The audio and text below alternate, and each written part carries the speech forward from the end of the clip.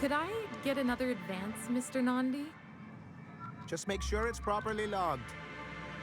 I'll note it next to the others, sir. Well, new business turns up at last. Celia, didn't I tell you our new statistics-based advertising model would be a hit? That you did, sir. How can yield improvements of 26.7% not quicken the pulse? How can 32% cost savings not moisten the loins? You've often posed these very questions. Clear my schedule. This newcomer has a meeting with me.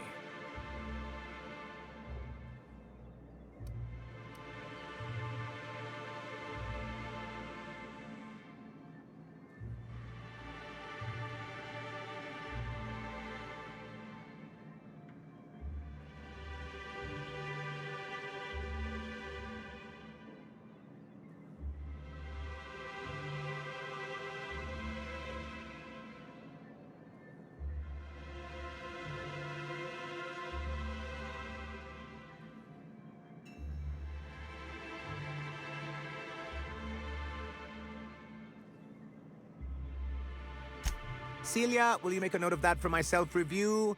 Very generous. Noted. But not so generous I can't drive a good bargain. Now, who sent you?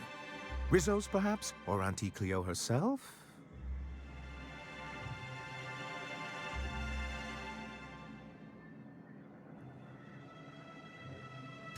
Hiram? Why, he's probably still out at Devil's Peak. Not that he's had the courtesy to notify me, at any rate. But if you're here for him, I suppose that means you aren't here for Saltuna.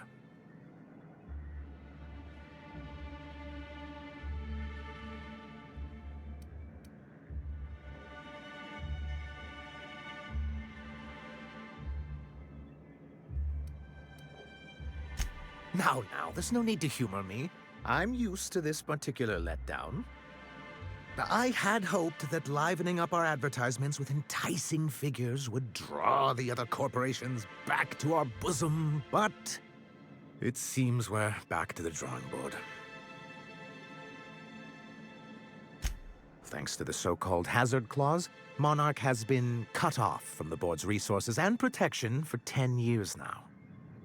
Now, we've kept ourselves in business by trading with individual corporations, but given the off-the-books nature of those transactions, such arrangements are precarious.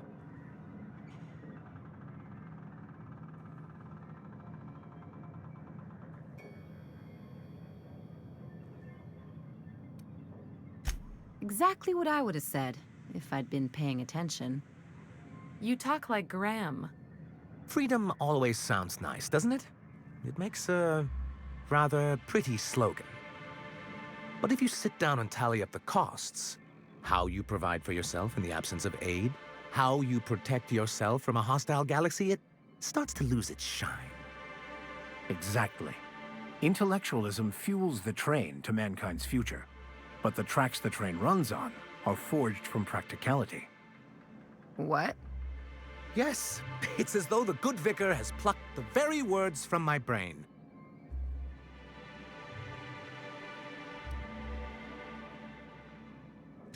Well, Mr. Nandi here has a rather ingenious plan to get MSI restored to the board. On our terms, mind you. Returning to the board is your only chance if you hope to survive here on Monarch. That doesn't mean it'll be easily achievable.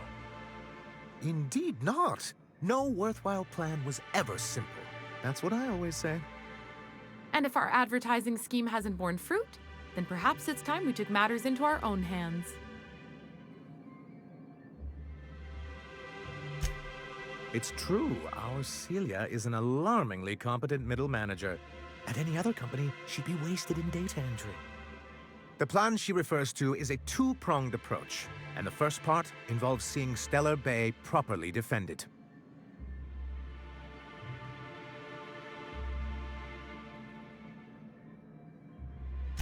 With a Bolt 52 cartridge, of course. If you can get us what we need to rejoin the board, starting the Bolt 52, we'll be able to become one of the most productive and secure cities in Halcyon. And you'll have a powerful ally on the board.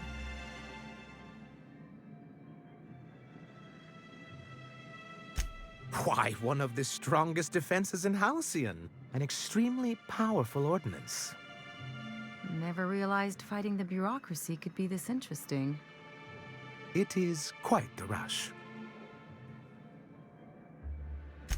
In the old arms building southwest of town, which used to be part of Stellar Bay before we had to move our walls in, these days it's overrun with marauders and raptidons.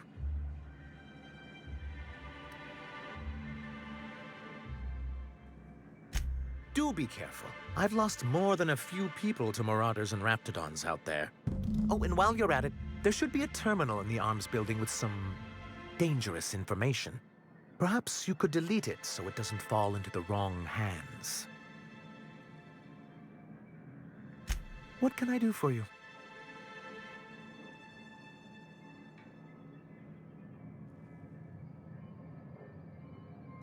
Then it's good that I keep such meticulous notes.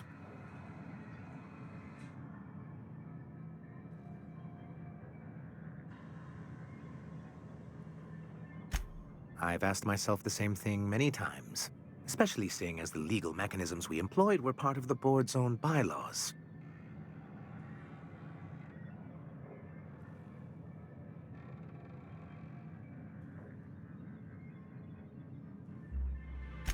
Not intentionally, though that's technically true. For many years, this planet was home to as many corporations as Terra 2. Back then, it was known as Terra 1. As you may have noticed, this planet has more than its share of hazards. And as the other corporations began to tally their losses, they decided to pull out.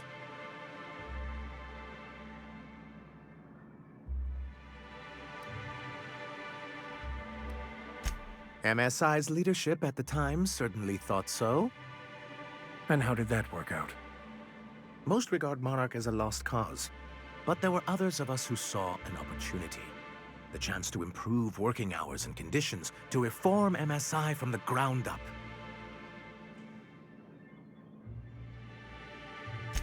It's humane, but it's also good business sense. Exhausted, sick, and malnourished workers are not productive workers. Even a cursory review of the data bears that out.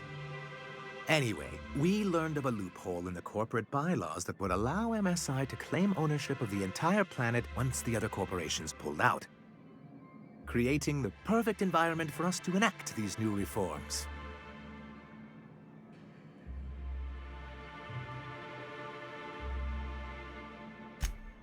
No, they laughed in our faces and insisted we'd be relocating to Terra 2, along with everyone else.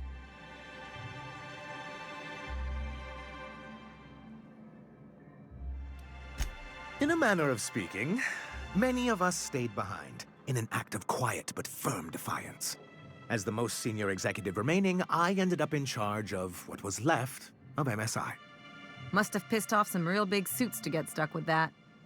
On the contrary, I wrote lots of very important reports on behalf of top MSI officials before I was able to achieve this position. I moved forward with our planned reforms, as well as our strategy to assume ownership of the planet.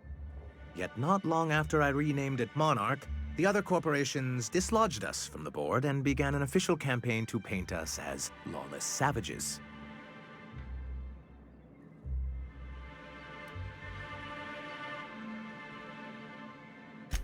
I don't know. Everything we did was legal and above board. We followed their rules, and yet they still found reasons to declare us outlaws. I do think there's something useful in a governing body like the board. Something that keeps us from anarchy, but I dearly wish it functioned differently.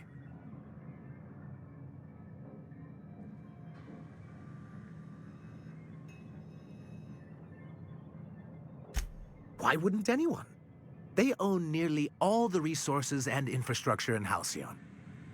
Without the board, chaos would overtake the system. Working within the established order isn't a principle to snub one's nose at, Captain. If you can't beat him, might as well join him and reach into their pockets. To be on the board is to be part of the colonial community, and being cut off means slow strangulation.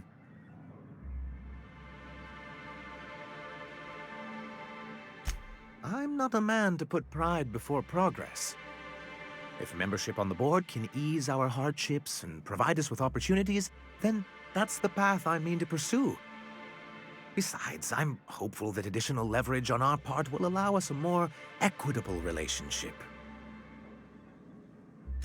Don't get ahead of yourself, sir. Yes, it'll be easier to explain once we have the Bolt 52. My hope is to maintain the reforms we've managed here, and who knows? Perhaps once we're restored, we could spread them to other corporations.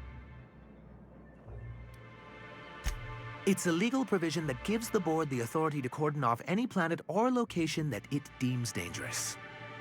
A necessary evil for the greater good of society. That's exactly how the board describes it.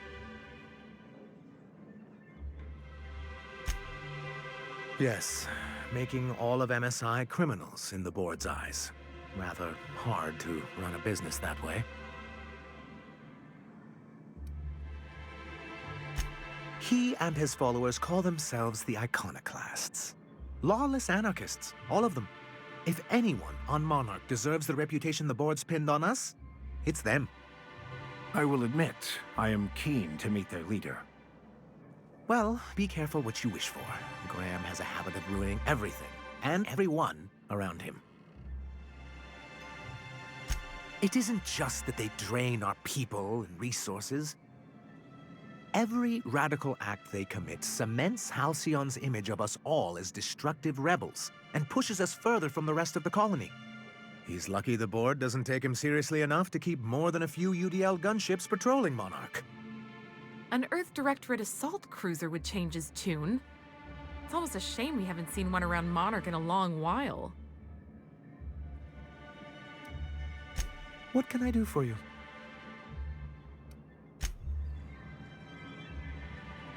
Greetings, and welcome to Monarch Stellar Industries, producers and purveyors of the finest salt tuna in Halcyon.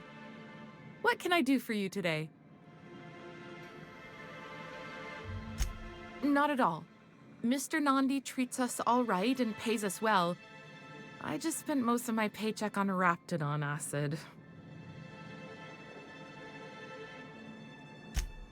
Laws, no. Sometimes it's canid teeth, or mantis worm wings. Whatever Sebastian has in stock, really.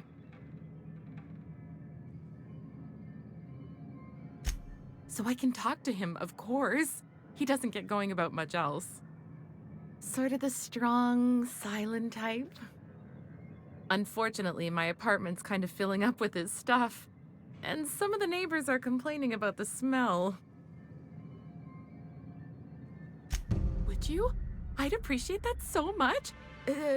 Maybe don't tell him I wanted you to ask. Just that you met this really nice lady named Celia, and she seemed... Oh, Mr. Nandi's doing that thing where he breathes through his nose real slowly. I'd better get back to work.